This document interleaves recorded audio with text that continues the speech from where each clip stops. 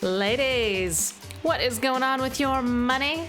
Do you have a nice emergency fund, or you can't really handle it if the tire blows? How about your career? Are you leaning into your job, or do you need a new one?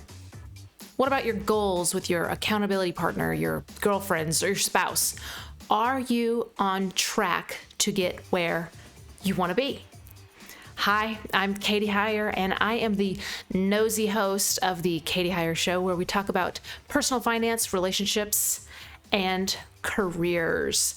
I was inspired to do this show after my husband and I made $154,000 worth of mistakes in money, and now we're sharing all our financial foibles so you don't have to make the same mistakes we did. Welcome to the show. And if you've been tracking along with me, you know I have been doing a little study into the Proverbs 31 woman. Turns out she has quite a lot to say in the areas of personal finance, careers, relationships, all the things this show is about. She's an investor, she's a businesswoman, she's got great relationships with her employees and her family, and we're going to see what she has to tell us today.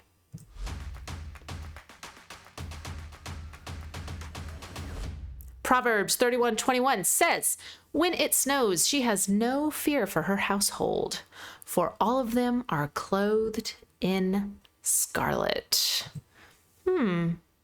She has no fear when it snows.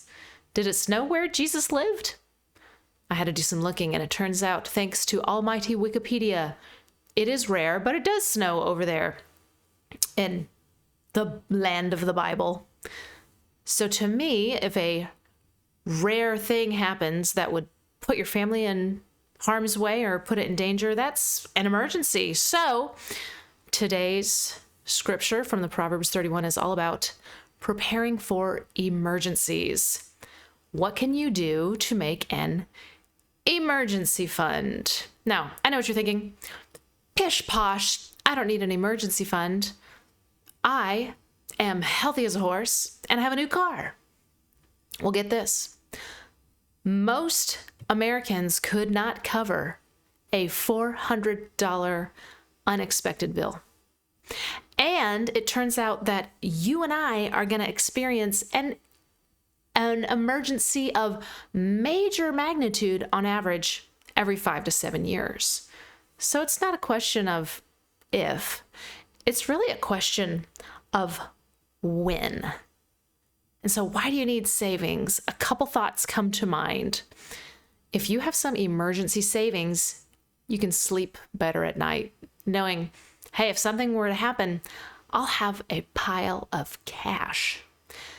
If you have a pile of savings, your mental health is going to be in better shape, because if you were to happen to have some kind of crisis come up, well, if something happens, if your car breaks down and you don't have any money to fix it, that's a crisis. But if your car breaks down and you have a few $1,000s tucked away because you knew, I'm going to need this one day, well, then that crisis has been magically, boom, presto, turned into an inconvenience. It's defanged. It doesn't have any claws. It's not a crisis anymore. It's an inconvenience. And the last reason I really love it when people have an emergency fund is because you can make better decisions. If my bathroom has blown up and there is a plumbing problem having to do with the toilet, and I don't have any money, so I don't have any emotional margin or mental capacity to really think through the problem and think through the options, well, the first plumber who comes through my door and says he can start work today, he is getting all of my money. He's getting all my credit, whether that's if you don't have any money, so you decide to put it on a credit card. I do not recommend. But if you have a little margin in your life and you know what? Our plumbing is totally out, so we're going to rent a hotel tonight and shower at the hotel. Well, you have the space to say, hey, plumber number one, a quote for $10,000, that's not good enough. So I'm going to go talk to plumber number two and plumber number three until I find somebody whose character matches up with my family's values, whose quote matches with my budget. And all of that is possible when you have a little bit of savings. Did I just hear a little bit of doubt in your mind? You still don't really need it?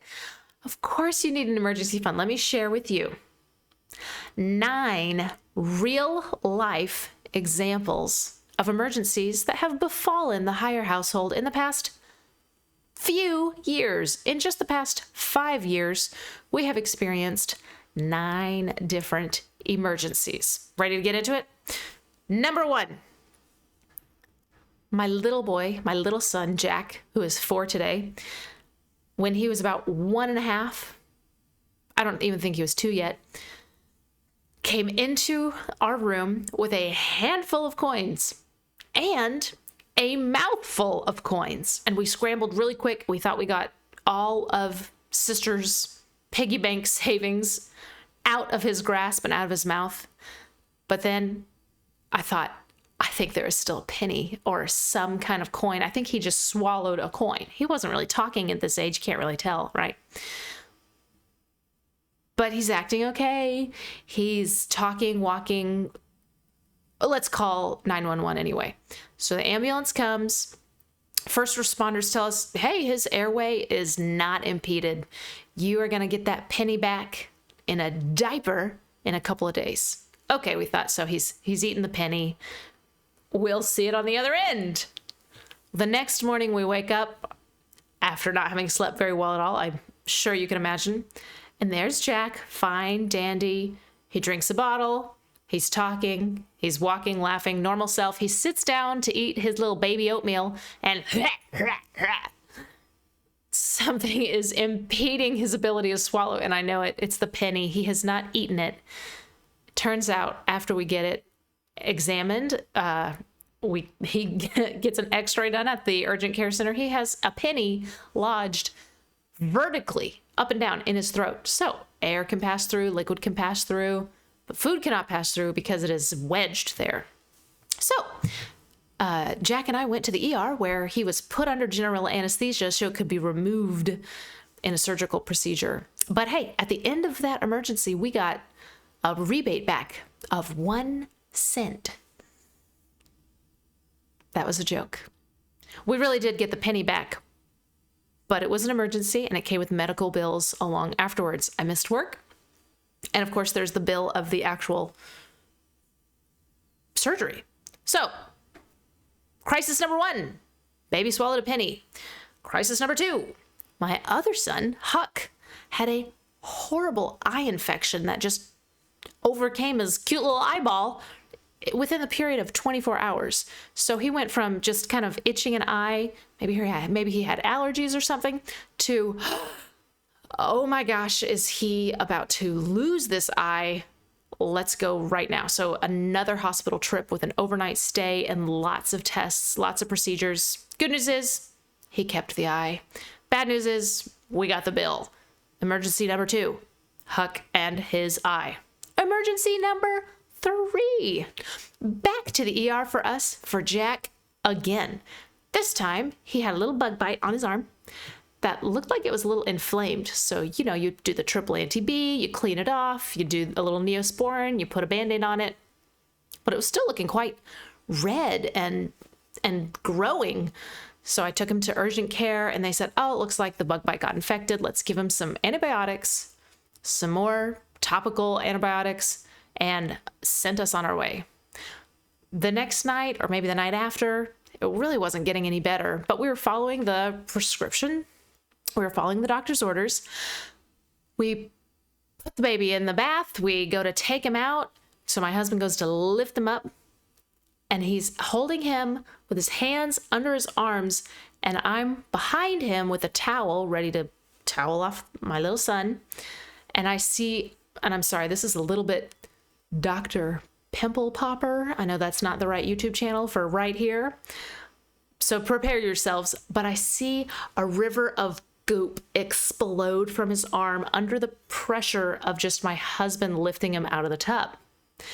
The bug bite had abscessed. It had turned into a big infection in his arm, and the wound had tunneled from one spot in his arm to another. So off to the ER we went, where my poor little Jack had to have the abscess drained, and then they inserted a tube that had to stay tied in his arm for a week so the whole thing could drain so that antibiotics could do their job. Ding! Another emergency medical bill. That's 3 bills. Okay, what's the next one? Bill number 4. My CRV was working just fine one day. I go to turn it on, and nothing's clicking. Battery's good. Gas, full tank of gas. We get normal oil changes on it. What could be happening? Well, it turns out some squirrel or rat or beaver or rhinoceros, who knows, went under the car and chewed up our wire harness. So we had to get a big, expensive electronic fix on my car. We had to get it towed. We went and turned into a 1-car family again. And then it was an expensive repair because of the labor and the cost of the actual thing that needed to be replaced. Thing number 4. Bing! Thing number 5. Our truck. Our truck wouldn't start one day. Again, full of gas.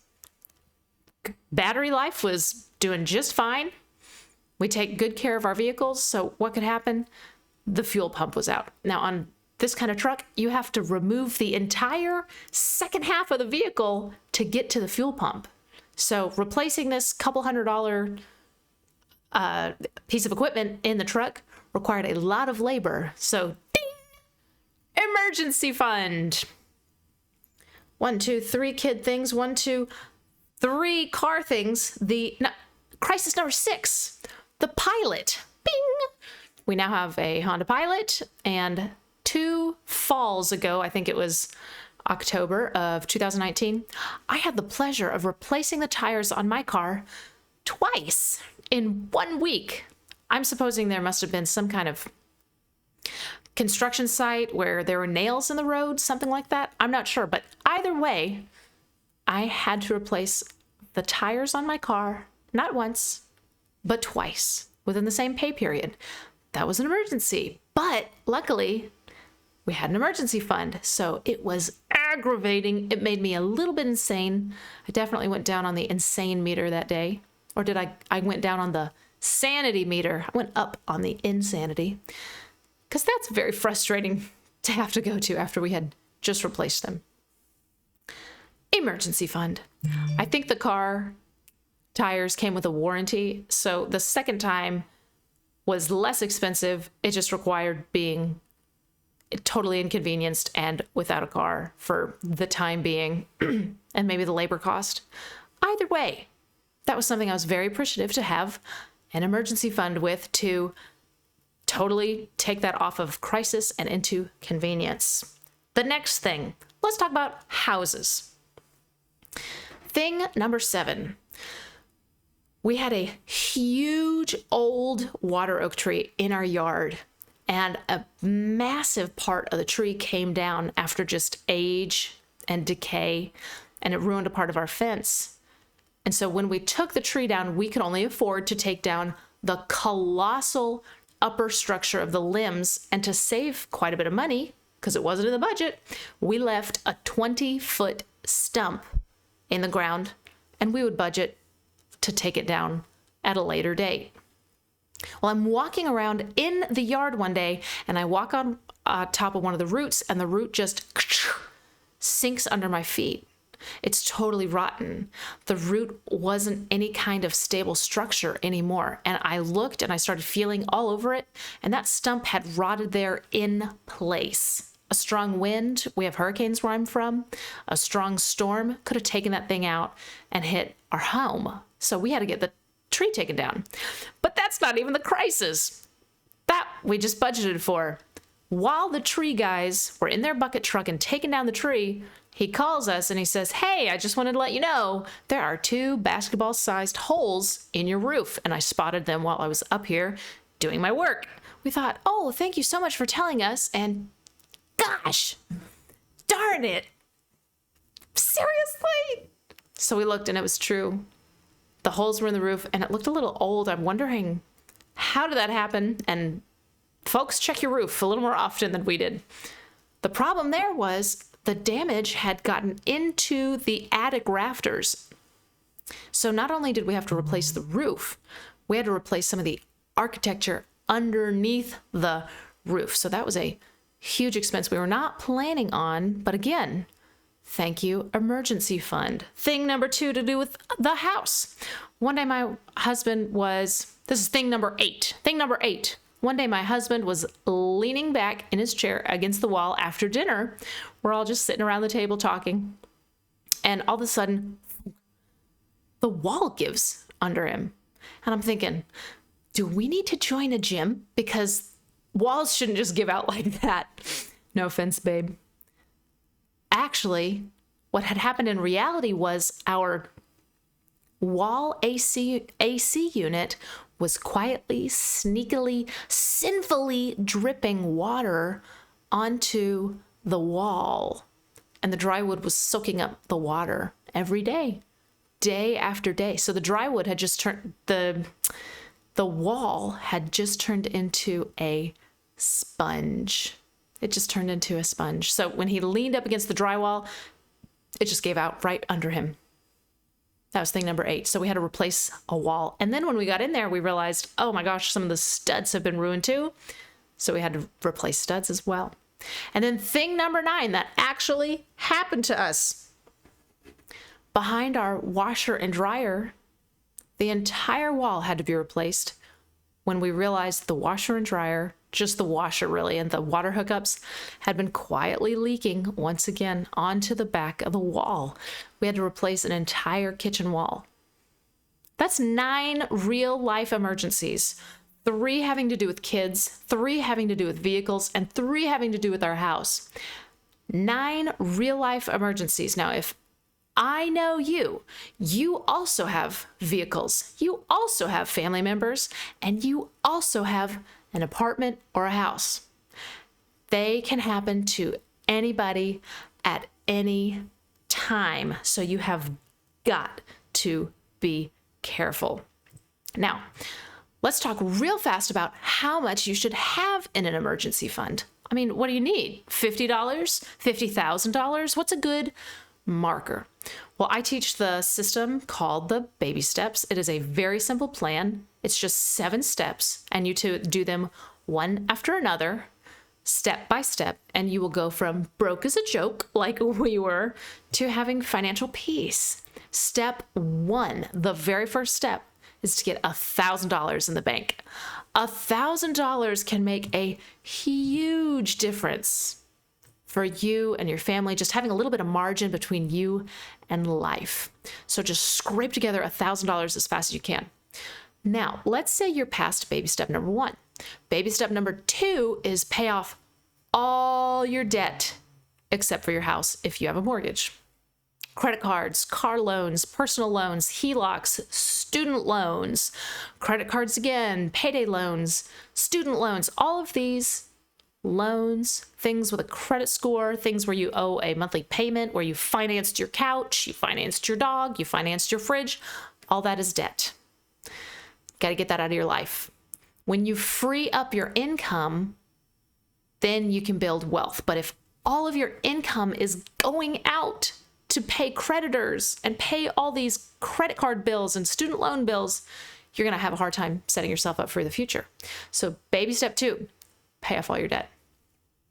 Then baby step 3, when you're done paying it all off and you have nothing but a mortgage, baby step 3 is save 3 to 6 months of expenses in a fully funded emergency fund.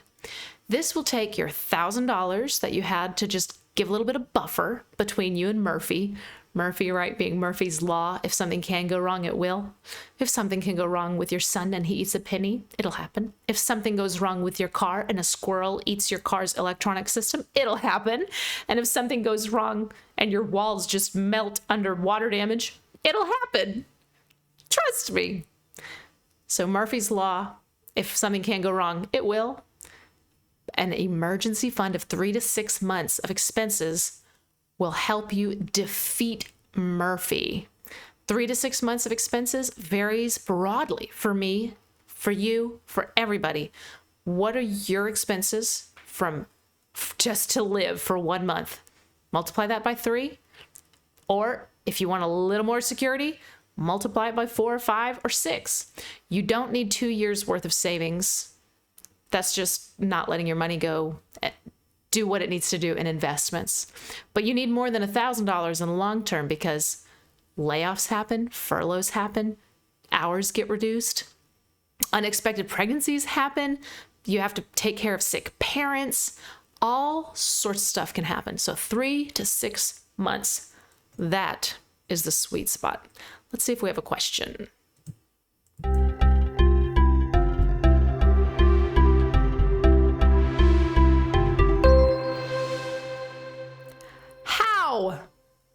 How can you do it? How can you possibly get $1,000 or even 3 to 6 months of expenses in the bank? 3 quick ways you can get your savings started. Number 1, use your budget. You are making money already, and you're spending money already with regular monthly bills. Do a budget. And for those of you who hate the word budget, let's use the word cash flow plan or money blueprint or financial recipe. Whatever it is, use the tool that is you putting your intentions on paper so that you can hit your goals. I call that a budget. Use a budget to find savings by saying, you know what, this month I'm not going to spend anything outside of what is absolutely necessary. So you take your income, you subtract only your necessary bills, just your necessary bills. Netflix, not a necessary bill. Clothing, not a necessary bill. You probably have clothes that can last you another month.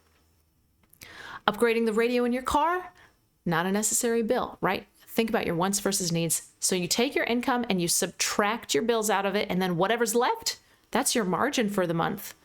Maybe you can find $1,000 in just your monthly bill. In your monthly income.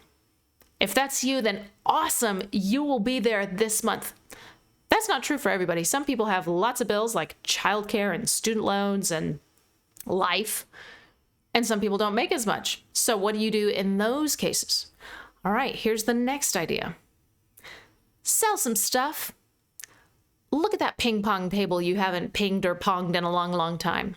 Look at that piano you don't even know how to play. What about all that lawn furniture you never use, or that lawnmower that is an extra your mom gave you? Look at the stuff around the house that's clearly valuable, that maybe just needs a little elbow grease, a little shine on it, and then pop that sucker on Facebook Marketplace or Craigslist or Nextdoor, or do a garage sale and make some cash from the stuff that is just sitting in your house, not doing anything for you. Sell some stuff. And the last idea to make some money so you can get an emergency fund of $1,000 or 3 to 6 months expenses is to go to work.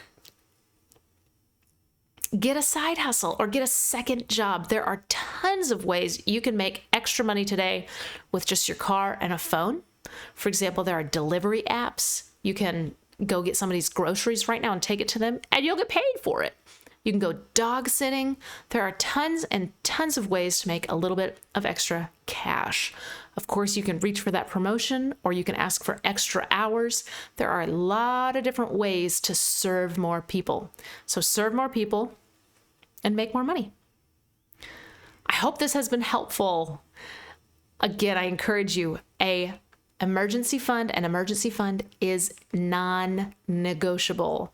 I just shared with you 9 crises my family has personally experienced in the last 5 years, and the emergency fund was critical for taking those crises and turning them into not emergencies, not catastrophes, but rendering them into annoying, aggravating inconveniences.